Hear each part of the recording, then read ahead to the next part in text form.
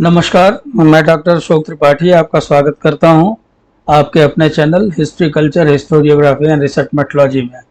दोस्तों, अब की बार लगभग एक महीने का गैप हो गया वीडियो डालने में, क्योंकि थोड़ा आंखों में परेशानी थी, आंखों का ऑपरेशन कराया था। अब फिर लगातार वीडियोस का सिलसिला चलता रहेगा। तो आइए आज हम बातचीत करते हैं भोज परमार के ऊपर। आप सब लोगों ने परमार वंश के राजा भोज का नाम सुना होगा, जिसकी सामरिक और सांस्कृतिक उपलब्धियां अप्रतिम रही हैं। खास करके सांस्कृतिक उपलब्धियों की अगर हम बात करें तो उसकी सांस्कृतिक उपलब्धियां अप्रतिम रही हैं। मतलब वो महान गुप्तों की याद हमें दिलाती हैं। जिस तरह से गुप्त काल के शासकों के समय में सांस्कृतिक उपलब्धियां होती थी, लगभग उसी तरह की उपलब्धियां हम भोज परमार के समय में देखते हैं। दोस्तों, परमार वंश का शासन मालवा पर था। प्रतिहारों और राष्ट्रकूटों के बाद अगर हम किसी बड़ी ताकत को देखते हैं मालवा में, तो वो परमार वंश था। बहुत सारी कहानियां आपने राजपूतों की उत्पत्ति के बारे में आपने पढ़ा होगा, तो उसमें आपने जो है ये राजपूतों की उत्पत्ति के बारे में आपने पढ़ा हो। तो परमारों को भी जो है पृथ्वीराज रासों में वशिष्ठ के यज्ञ कुंड से उत्पन्न क्षत्रिय बताया गया है। तो फिलहाल इस वंश में बहुत सारे शासक हुए और इस वंश की स्थापना का श्रेय उपेंद्र राज को दिया जाता है। उपेंद्र राज के बाद बैरी सिंह प्रथम से लेकर बैरी सिंह द्वितीय तक बहुत सारे शासक यहाँ पे हुए। इनमें वाकप्रति प्रथम, बैरी सिंह द्वितीय, सीयक द्वितीय और उसके बाद वाकपति द्वितीय या मुंजराज इत्यादि शासक थे, जो कि भोज के पहले हुए। मुंजराज इनमें काफ़ी प्रसिद्ध शासक था और कुशल सेनानायक होने के साथ साथ वो एक कुशल प्रशासक भी था, और उसने कुछ सांस्कृतिक काम भी किए थे। मुंजराज ने धारा नगरी को मंदिरों और भवनों से सजाया था। उसने मुंज सागर नामक एक तालाब का भी निर्माण कराया था। मुंजपुर नामक नगर भी बसाया था। तो काफ़ी उसकी प्रशंसा हमें उस काल के जो ग्रंथ हैं, जैसे पद्मगुप्त का नव साहसांक चरित है उसमें, और इसी तरह से तिलक मंजरी में भी जो है वो मुंज के बारे में बहुत कुछ लिखा गया है। उसके बाद सिंधुराज आया। सिंधुराज के बाद भोज परमार गद्दी के ऊपर आया।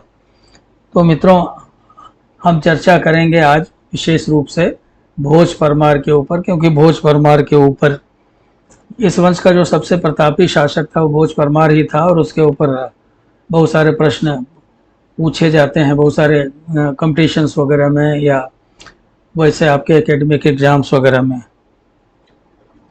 तो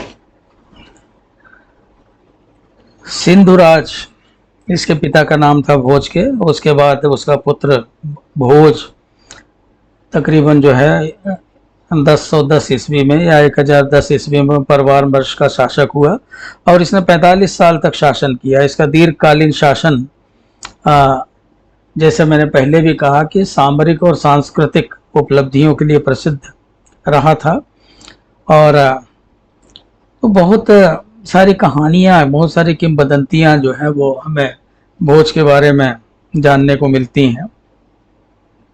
अब जैसे प्रबंध चिंतामणि नामक ग्रंथ है, उसमें मेरुतुंग इस कथा का उल्लेख करता है कि मुंज ने भोज को मार डालने की आज्ञा दी थी, लेकिन जिन लोगों को उसने मार डालने के लिए आज्ञा दी थी वो भोज के द्वारा लिखे हुए एक श्लोक को पढ़ करके उनका मन बदल गया, क्योंकि भोज ने जो है वो जगत की निस्सारता की ओर संकेत किया था उस श्लोक में। तो आगे चल करके जब मुंज का क्रोध शांत हुआ तो उसे भी प्रसन्नता हुई कि भोज जो है वो उसको मारा नहीं था उन्होंने, वधिकों ने। तो भोज के शासनकाल के बारे में हमें बहुत सारे अभिलेख इत्यादि प्राप्त होते हैं, बहुत सारे ग्रंथों वगैरह से हमें उसके बारे में जानकारी मिलती है। विशुद्धानंद पाठक जो है उन्होंने बहुत सारे स्रोतों की ओर संकेत किया है। उनका यह कहना है कि भोज के इतिहास की जानकारी के बहुत सारे साधन हैं और तो ये अभिलेखों के रूप में, पुस्तकों के रूप में हमें उपलब्ध हैं। तो गुजरात के जैन ग्रंथों में, दूसरे राजवंशों के अभिलेखों से, सुभाषितों से, या उस समय जो बहुत सारी पुस्तकें लिखी गई, स्वयं उसने जो पुस्तकें लिखी, अल-बरूनी और अबुल फजल जैसे जो विद्वान थे, मुसलमान लेखक थे, उन्होंने भी भोज के बारे में लिखा है। तो विद्या, कला और संस्कृति इत्यादि के क्षेत्र में वह इतना प्रसिद्ध हुआ था कि उसके बारे में बहुत सारे लोगों ने लिखा। परिणामतः जनमानस में भोज की स्मृति जो है वो एक बहुत अच्छे शासक के रूप में सुरक्षित हो गई, संरक्षित हो गई। और तो भोज के शासनकाल को हम दो भागों में बांट करके उसके बारे में उसका मूल्यांकन कर सकते हैं। अब जैसे आप देख सकते हैं कि सबसे पहले तो हम भोज के विजयों के बारे में बातचीत करते हैं। भोज ने जो विजय की थी, तो एक हमें प्रशस्ति मिलती है उदयपुर से। उदयपुर की प्रशस्ति के 19वें श्लोक में भोज परमार को बहुत सारे राज्यों का विजेता बताया गया है। एक श्लोक जो है, 19वां श्लोक जो है, वो आपके स्क्रीन पे भी आप देख लीजिए कि चेदीश्वरेंद्र रथ तोगल भीम मुख्यान कर्णाट लाटपति गुर्जराट तुरुष्कान यद भृत्य मात्र विजितान वलोक्य मौलादोषणाम बल निकथयंति न योद्री लोकान। अर्थात भोज परमार को चेदीश्वर, इंद्ररथ, तोगल, भीम, कर्णनाट, लाट, गुर्जर और तुरुष्क इत्यादि प्रदेशों का विजेता कहा गया है। भीम जो था वो चालुक्य शासक था, उसको भी हराने का श्रेय उसको है। तो भोज की विजयों को क्रमिक रूप से हम समझ सकते हैं, देख सकते हैं। तो सबसे पहला जो शासक आता है वो कल्याणी का शासक था। कल्याणी में भी चालुक्य थे। चालुक्य जो थे उनकी कई शाखाएं थी, जिसे आप जानते हैं। कल्याणी के चालुक्य थे, वेंगी के चालुक्य थे और बदामी के चालुक्य थे। तो कल्याणी के चालुक्य क्षेत्रों पे उसने आक्रमण किया। वहाँ का शासक जय सिंह द्वितीय था। तो पहले हम उसी के ऊपर बातचीत कर लेते हैं। मुंज जो इसके पहले, भोज के पहले जो शासक था सिंधुराज, उसके पहले मुंज था। तो मुंज का वध कर दिया गया था तो एक बड़ोसी राज के शासक के द्वारा। तो मुंज के वध के बाद परमार शासकों के हृदय में प्रतिशोध की ज्वाला उत्पन्न हो गई थी और भोज भी उससे अछूता नहीं था। तो चूंकि इस समय कल्याणी का जो चालुक्य, कल्याणी के चालुक्य ने उसकी हत्या की थी, तो कल्याणी का चालुक्य जो था शासक उस समय जयसिंह द्वितीय था, जो भोज का पड़ोसी भी था और वंशानुगत शत्रु भी था उसका। तो ऐसा लगता है कि भोज ने सबसे पहले ये सोचा कि क्यों ना अपने जो वंशानुगत शत्रु है हमारा, उसी के विरुद्ध अभियान किया जाए और साथ ही साथ जो है मुंज की हत्या का बदला भी लिया जाए। तो इस तरह से भोज ने उसके विरुद्ध सामरिक अभियान किया और जिसका उल्लेख हमें समकालीन अभिलेखों इत्यादि में मिलता है। तो ऐसा लगता है कि दक्षिण दिशा में भोज स्वयं काफ़ी आक्रामक था और उसे अपने आक्रमणों में सफलता भी प्राप्त हुई, लेकिन उसकी यह सफलता जो थी वो बहुत दिनों तक स्थायी नहीं रह सकी, क्योंकि 1019 ईस्वी के बेलगांव अभिलेख में जयसिंह द्वितीय को भोज रूपी कमल के लिए चंद्रमा के समान कहा गया है। तो इसकी जानकारी हमें बहुत सारे अभिलेखों इत्यादि से मिलती है। तो 1024 में मीरज अभिलेख से ये जानकारी मिलती है कि जयसिंह द्वितीय कोल्हापुर विजय स्कंधावार में निवास करते हुए उत्तर दिशा की ओर अपनी विजय की योजना बना रहा था।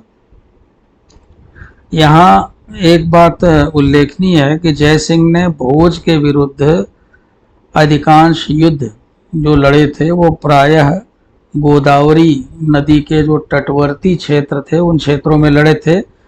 तो इससे ये संकेत मिलता है कि भोज का जो प्रभाव था वो गोदावरी नदी के तटवर्ती क्षेत्रों तक विस्तृत हो गया था। तो इस तरह से हमने देखा कि जो उसने पहला अभियान किया वो कल्याणी के चालुक्य शासक जय सिंह के विरुद्ध किया।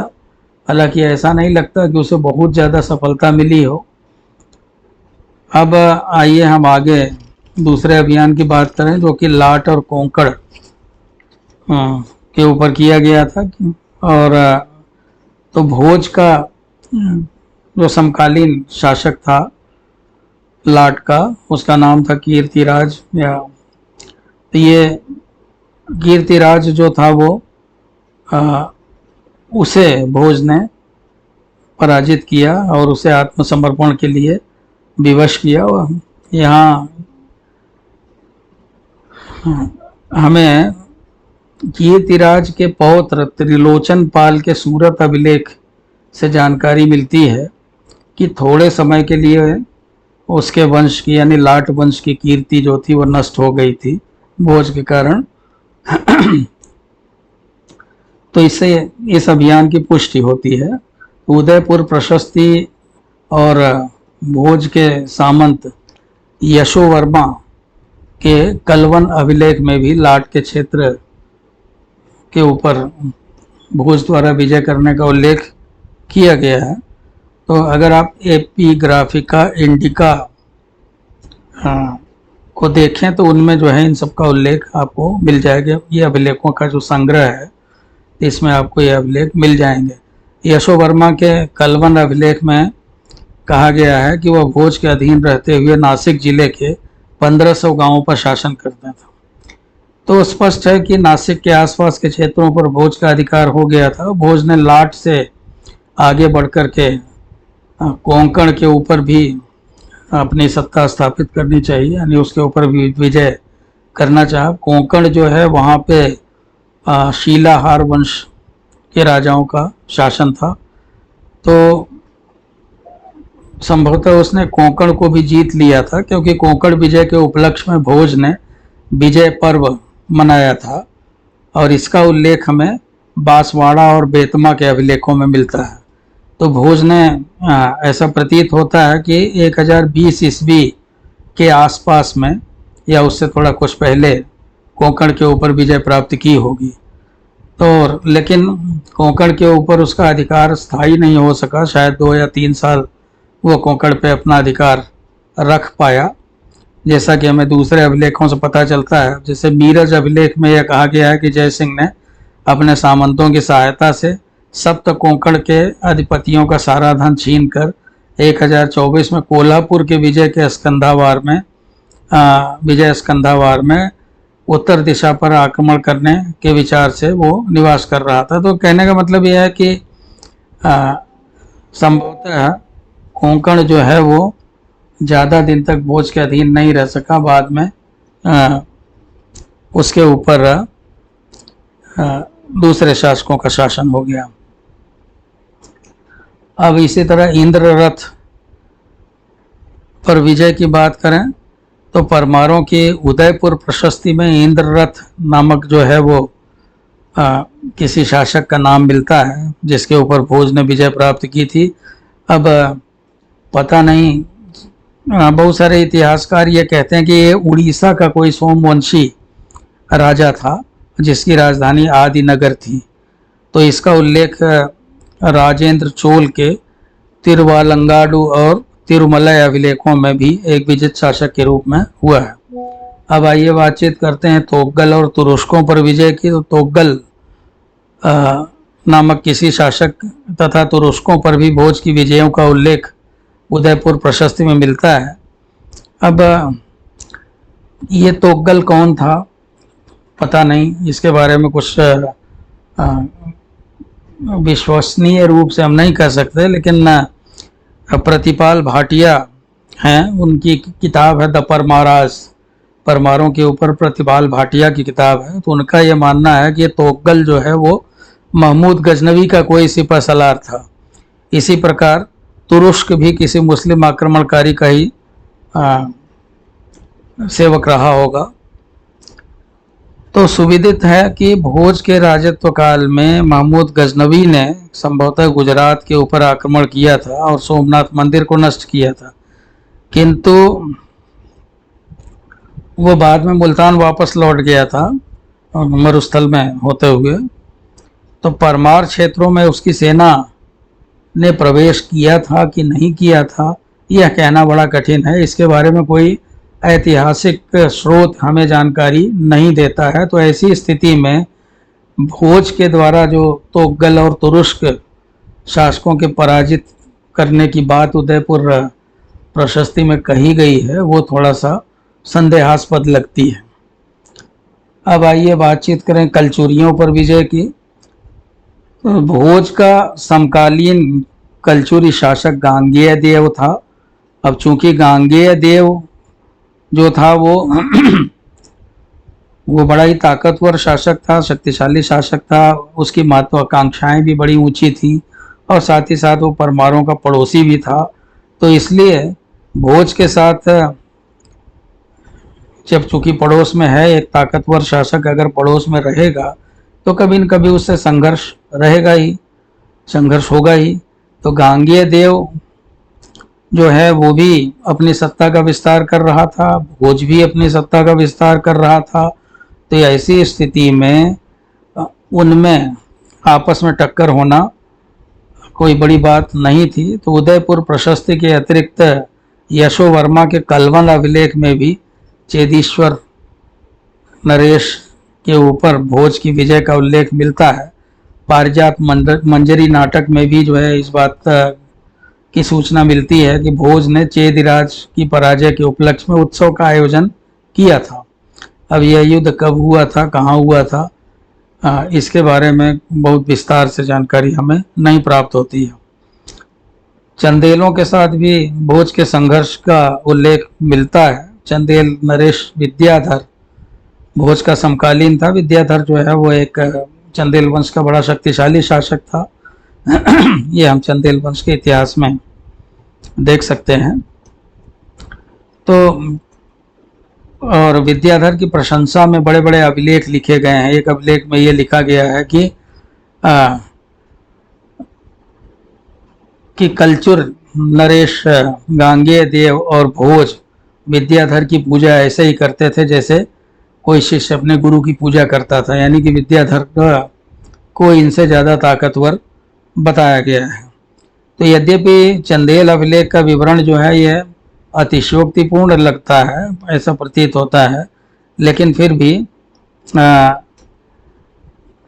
इससे एक बात की ओर संकेत मिलता है कि संभवतः भोज को विद्याधर के विरुद्ध कोई सैनिक सफलता प्राप्त नहीं हुई और विद्याधर की मृत्यु के बाद कुछ धूपगुंड के कछवाहा लोग थे जो कि चंदेलों की अधीनता मानते थे, स्वीकार करते थे। तो उन्होंने जो है वो संभवतः भोज की अधीनता स्वीकार कर ली थी। इस तरह का उल्लेख कुछ अभिलेखों में मिलता है। अब चाहमानों से संघर्ष की बात करें। चाहमान जो थे वो शाकंभरी के चाहमान थे, जिन्हें हम चौहान भी कहते हैं। अब तो शाकंभरी के जो चाहमान या चौहान थे, तो इनसे भी भोज का कुछ संघर्ष हुआ था और तो उसका कारण जो है आघाट के गुहिल थे। आघाट के गुहिल सामंत अंबा प्रसाद का चाहमान शासक वाकपति द्वितीय ने वध कर दिया था, जिसका उल्लेख हमें पृथ्वीराज विजय में मिलता है। तो संभवतः इसी का प्रतिकार करने के लिए भोज परमार ने चाहमानों के ऊपर आक्रमण किया। पृथ्वीराज विजय की सूचना को अगर हम सत्य माने तो पृथ्वीराज विजय के अनुसार भोज ने वाकपति द्वितीय के उत्तराधिकारी वीर्याराम को पराजित किया था। डॉक्टर दशरथ शर्मा जो कि उन्होंने एक पुस्तक लिखी है अर्ली चाहमान डायनेस्टीज। तो अर्ली चाहमान डायनेस्टीज में डॉक्टर दशरथ शर्मा कहते हैं कि इस विजय के परिणाम स्वरूप भोज ने कुछ समय के लिए चाहमानों की राजधानी शाकंभरी के ऊपर अधिकार कर लिया था। तो इस तरह से चाहमानों के खिलाफ उसे कुछ समय के लिए सफलता मिली थी, अल्पकालीन सफलता मिली थी। अब आइए हम बात करें चालुक्य शासक भीम के साथ संघर्ष की। तो गुजरात के चालुक्य शासक भीम प्रथम से भोज का संघर्ष हुआ था, इस बात का भी उल्लेख मिलता है। ऐसा कहा जाता है अभिलेखों में कि भीम प्रथम के विरुद्ध उसने सामरिक अभियान स्वयं नहीं किया था, बल्कि अपनी सेनाओं के साथ जो है भीम जो है जब सिंध की तरफ गया था, तब भोज ने इस अवसर का लाभ उठाया और उसने अपने सेनापति कुलचंद्र को गुजरात पर आक्रमण करने के लिए भेज दिया। तो कुलचंद्र ने जो है वो अनिलवाड़, जो उसकी राजधानी थी, वहाँ पे खूब लूटपाट की, उसको बुरी तरह से लूटा। उदयपुर प्रशस्ति में भी जो है इस बात की पुष्टि होती है, और जिसमें ये कहा गया कि अपने सेवकों के माध्यम से ही राजा भोज ने गुजरात के शासक को पराजित कर दिया था। अब आइए हम बात करते हैं मालवा पर भोज का आक्रमण। मालवा पर बाह्य आक्रमण और भोज की पराजय। तो मालवा पर ये थोड़ा सा जो है यहाँ पे आप संशोधन कर लें। मालवा पर जो है वो बाह्य आक्रमण हुआ था, और जिसमें जो है वो भोज की पराजय हो गई थी। थोड़ी सी टाइपिंग मिस्टेक है, यानी कि मालवा के ऊपर बाहरी आक्रमण हुआ और भोज की उसमें पराजय हो गई। तो परमार राज्य को इससे जो है बहुत ज़्यादा क्षति उठानी पड़ी। मालवा के ऊपर आक्रमण किसने किया था? मालवा के ऊपर आक्रमण किया था कल्याणी के चालुक्य शासक जयसिंह द्वितीय के पुत्र सोमेश्वर प्रथम ने। तो 1047 ईस्वी के लगभग सोमेश्वर प्रथम ने मालवा पर आक्रमण किया और वो उसकी राजधानी धारा नगरी तक पहुंच गया। धारा नगरी में उसने भयंकर लूटपाट मचाई, और सोमेश्वर प्रथम की इस विजय का उल्लेख भोज की मृत्यु के बाद का एक अभिलेख है, नगाई में एक अभिलेख प्राप्त होता है 1058 ईस्वी का। तो उसमें भी मिलता है, जिसमें ये कहा गया है कि चालुक्य सेनाओं ने धारा नगरी को लूट करके उसे जला दिया और उन्होंने मांडू पर भी अधिकार कर लिया। तो इस तरह से हम ये देखते हैं कि भोज को काफ़ी नुकसान उठाना पड़ा। बिल्हड़ का विक्रमांक देवचरित नामक एक ग्रंथ है, जिससे ये पता चलता है कि भोज परमार को अपने प्राण बचाने के लाले पड़ गया और उसे अपनी राजधानी छोड़ करके भागना पड़ा। तो चालुक्य आक्रमण के परिणाम स्वरूप जो परमार राज्य था उसका एक काफ़ी बड़ा भाग वो उसके हाथ से निकल गया, खास करके जो दक्षिणी भाग था। तो भोज की जो ये पराजय हुई, इस पराजय का फायदा कलचुरी शासकों ने भी उठाया, और गांगेय देव के पुत्र लक्ष्मीकर्ण ने भी धारा नगरी के ऊपर आक्रमण किया और धारा नगरी को उसने भी बुरी तरह से लूटा। इसी समय चालुक्य भीम प्रथम ने भी मालवा पर आक्रमण किया। तो ऐसा भी कहा जाता है कि कलचुरियों और चालुक्यों के बीच में भी जो है वो भीम प्रथम के बीच में, यानी लूट के माल के बंटवारों को लेकर के कुछ संघर्ष हुआ था। तो इस तरह से मित्रों हमने बातचीत की भोज के सैनिक उपलब्धियों की। तो हम ये देखते हैं कि भोज की जो सैनिक उपलब्धियां थी, वो सैनिक उपलब्धियां संभवतः प्रशस्तिकारों ने लिखी थी। तो आप जानते हैं प्रशस्ति का मतलब होता है प्रशंसा, तो इसलिए थोड़ा बढ़ा चढ़ा करके लिखा गया है। तो उसके बारे में हमें थोड़ा सावधान रहने की आवश्यकता है। ऐसा नहीं था कि भोज को सारे युद्धों में विजय ही मिले। भोज कहीं पे विजय प्राप्त करता था तो कहीं उसे पराजय का भी सामना करना पड़ता था।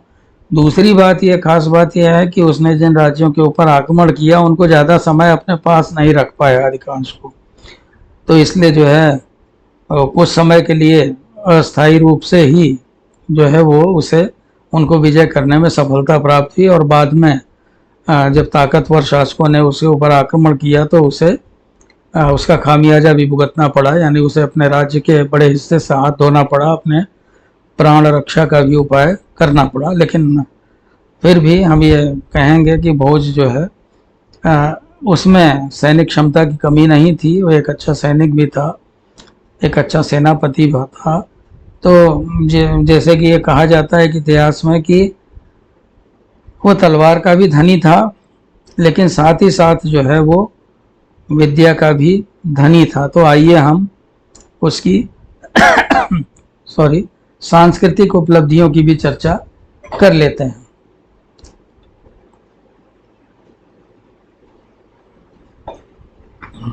लोक स्मृति में मित्रों जो भोज की पहचान है वो उसकी सांस्कृतिक उपलब्धियों के कारण ही है, और उसके शासन काल में धारा नगरी विद्या का, कला का, साहित्य का एक विख्यात केंद्र हो गई थी। उसने बहुत सारे काम किए, जैसे उसने निर्माण कार्य बहुत सारे कराए। उसने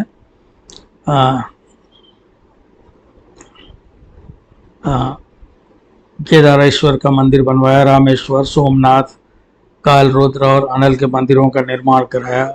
साथ ही साथ जो है शारदा सदन नामक मंदिर का निर्माण कराया। ये कहा जाता है कि उसके काल में धारा नगरी जो थी, जो राजधानी थी, उस राजधानी के चौराहों पे 84 मंदिर थे, जिसमें शारदा सदन जो था वो सबसे प्रमुख मंदिर था। वो सरस्वती का मंदिर था, और वहाँ सरस्वती के पुजारियों का, यानी कि विद्वान व्यक्तियों का, साहित्यकारों का वहाँ जमघट लगा रहता था।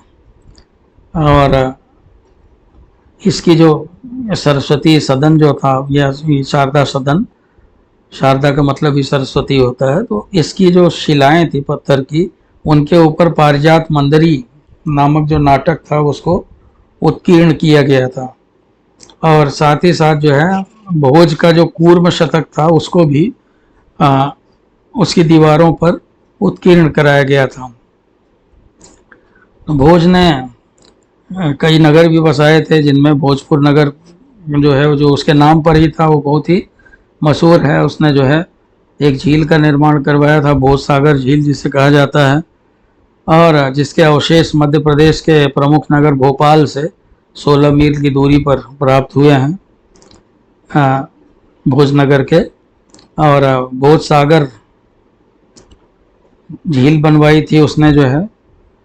तो कल्हण की राज तरंगिणी से हमें ज्ञात होता है कि कश्मीर के पद्मगुप्त नामक एक व्यापारी ने भोज के भेजे हुए सोने से कपटेश्वर नामक एक कुंड का निर्माण करवाया था। तो इस प्रकार यह स्पष्ट है कि लगातार युद्धों में व्यस्त होने के बावजूद भी वो इतना समय निकाल लेता था कि अपनी कलात्मक और साहित्यिक अभिरुचियों को पूरा कर सके। भोज विद्वानों, कवियों, साहित्यकारों इत्यादि का आश्रयदाता भी था, और स्वयं भी बहुत उच्च कोटि का साहित्यकार, विद्वान, कवि, व्याकरणाचार्य, वास्तुशास्त्र का ज्ञाता, शिल्प शास्त्र का ज्ञाता, योग शास्त्र का ज्ञाता। कहने का मतलब यह है कि वो अपने आप में एक पूरी संस्था था, हम कह सकते हैं। वह कविराज की उपाधि से विभूषित था। रात तरंगड़ी में कवि बांधव कह के उसको संबोधित किया गया है।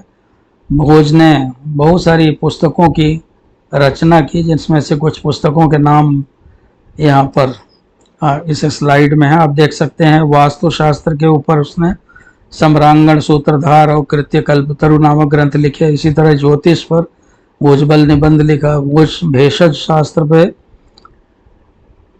यानी भेषज शास्त्र यानी औषधियों के ऊपर उसने राज मृगांक नामक ग्रंथ लिखा। इसी तरह से उसने डिक्शनरीज जिसे कहते हैं, कोश ग्रंथ, नाम मालिका और शब्दानुशासन लिखा। साथ ही साथ उसने व्याकरण, और अलंकार शास्त्र पर भी कुछ ग्रंथ लिखे, जिनमें सरस्वती कंठाभरण, श्रृंगार प्रकाश, प्राकृत व्याकरण इत्यादि प्रमुख थे। इसी तरह से योग शास्त्र के ऊपर उसने पतंजलि योग सूत्र वृत्ति नामक ग्रंथ लिखा। शैवागम के ऊपर उसने, जो शैव धर्म से संबंधित आगम, उसने तत्व प्रकाश नामक ग्रंथ लिखा। इसी तरह से काव्य और नाटक में भी उसकी अभिरुचि थी और कूर्म शतक, चंपू रामायण, श्रृंगार मंजरी इत्यादि जो है उनकी रचना हुई। साथ ही साथ इसके अतिरिक्त धनपाल की तिलक मंजरी और दामोदर मिश्र का हनुमान नाटक भी जो है, वो हनुमान नाटक को भोज की आज्ञा से फिर से लिखा दामोदर मिश्र ने। तो भोज की मृत्यु के बाद किसी कवि ने ठीक ही लिखा था, यद्य धारा निराधारा निरालंबा सरस्वती की। आज धारा जो है वो निराधार हो गई है, बेसहारा हो गई है, निरालंब हो गई है। सरस्वती जो है वो निरालंब हो गई है। पंडित जो है वो खंडित, जो विद्वत्ता है वो खंडित हो गई है। और ये सब क्यों हुआ? ये सब इसलिए हुआ क्योंकि भोजराज दिवंगत हो गए। तो भोजराज के दिवंगत होने के बाद धारा नगरी निराधार हो गई। विद्या की देवी सरस्वती जो है वो निरालंबा हो गई, यानी आलम विहीन हो गई। विद्वत्ता जो है वो खंडित हो गई और सब कुछ भोजराज की मृत्यु के कारण हुआ। तो इस तरह से मित्रों हम ये देखते हैं कि भोज जो है वो एक महान शासक था, बहुत दानी भी था। भोज की दानशीलता का उल्लेख जो है वो मेरुतुंग और बल्लाल भट्ट जैसे कवियों ने किया है। बहुत सारे मुसलमान लेखक उसकी प्रशंसा करते हैं, जैसे अब अबुल फजल ने उसकी काफ़ी प्रशंसा की है। इसी तरह से फरिश्ता ने भी उसकी प्रशंसा की है। तो कुल मिलाकर के हम ये देखते हैं कि भोज जो है वो अपने युग का सर्वाधिक लोक विश्रुत शासक सिद्ध हुआ। वो बहुमुखी प्रतिभा का धनी था और उसका व्यक्तित्व अतुलनीय था। उसने जनमानस पे बहुत गहरी छाप छोड़ी और उसके कहानियाँ किस्से आज भी लोकमानस में अंकित हैं और पीढ़ी दर पीढ़ी जो है, एक पीढ़ी से दूसरी पीढ़ी को स्थानांतरित होते रहते हैं। तो उम्मीद है कि आपको मित्रों ये वीडियो पसंद आई होगी, और अगर वीडियो पसंद आई हो तो चैनल को सब्सक्राइब अवश्य करें, लाइक करें, बेल आइकन भी दबाएं और साथ ही साथ अपने मित्रों के साथ शेयर भी करें। और अपनी टिप्पणियां आप अवश्य हमारे पास लिखें, जिससे कि हमें पता चले कि आपको वीडियो कैसी लगी। बहुत बहुत धन्यवाद। नमस्कार।